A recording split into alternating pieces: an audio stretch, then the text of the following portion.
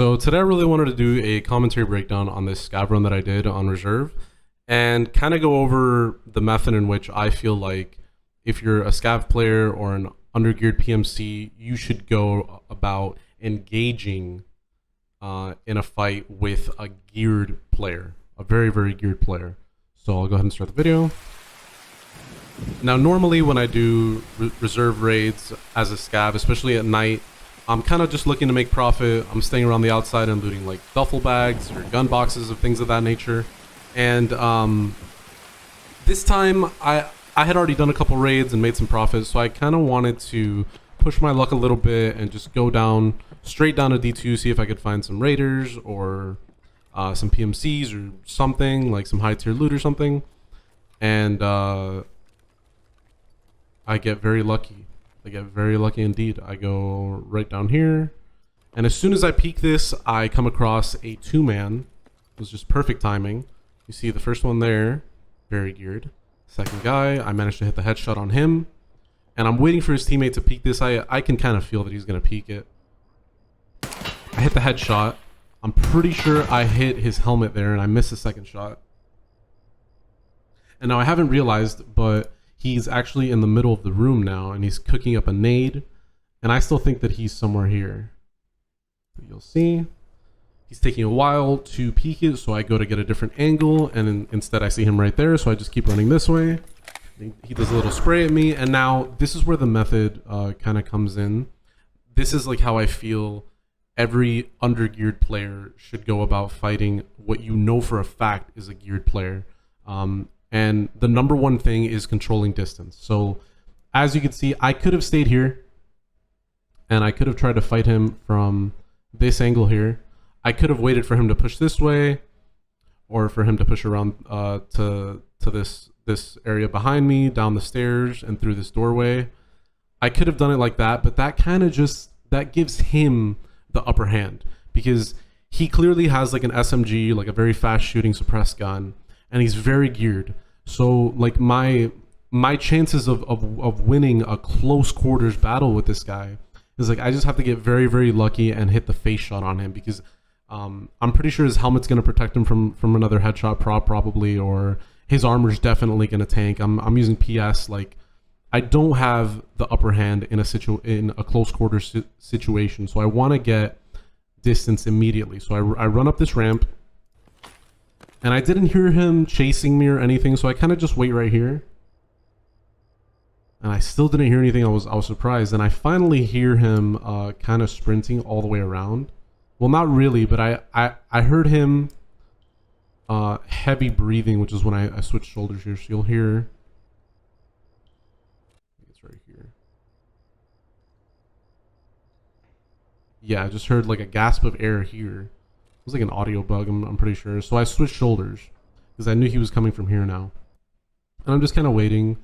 And finally, he does the sprint across the peak while free looking to the right to try and peek me. And then he saw me there and he peeks it.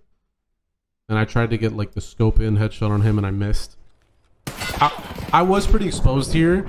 And it was a right side peek for him. So I'm kind of lucky that he didn't kill me there. And at this point, I'm doing the run across. Now, some of you might be familiar with this. This is something that I learned from like the big Chad players that play on like labs and stuff. They kind of run across, and it's sometimes to get like a reaction out of the enemy. Other times it's to try and get them to reset. So at this point, like I could kind of tell that he's trigger happy. So I wanted to get as many sprays as I could out of him. And he just kept shooting, and I was like, wow, like I was very surprised. So this last one, I jump across and he does it again, and now I finally commit to an actual peek. He reset a little bit there as well, and I killed him with the second shot.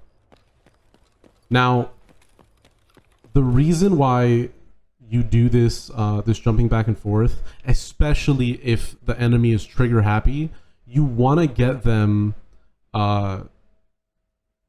You want to make it as unpredictable as possible when you're finally going to peak, and also you want to get their magazine as low as possible before you finally do it, so that maybe they're not going to be 100% ready or whatever. So when I finally decide to peek him,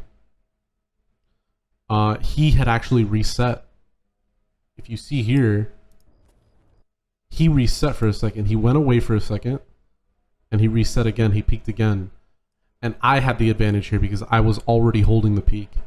Now, he could have headshotted me before I was able to manage to get the headshot.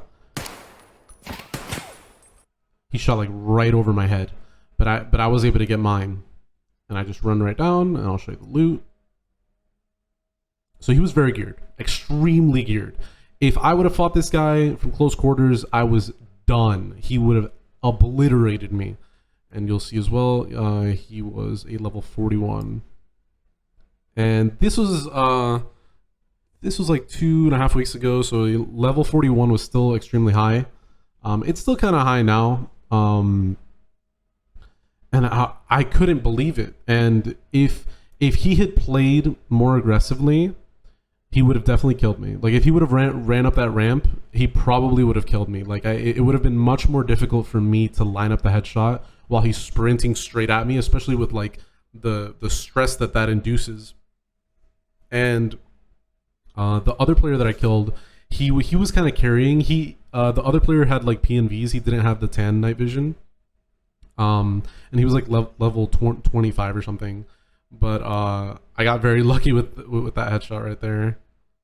But this is like exactly how you want to be fighting this. You want to control the distance. If you don't control the distance and keep it kind of as long range as you can make it to where you can still be accurate with your weapon. So like if it had been like significantly longer than this, it would have been way harder for me to kill him.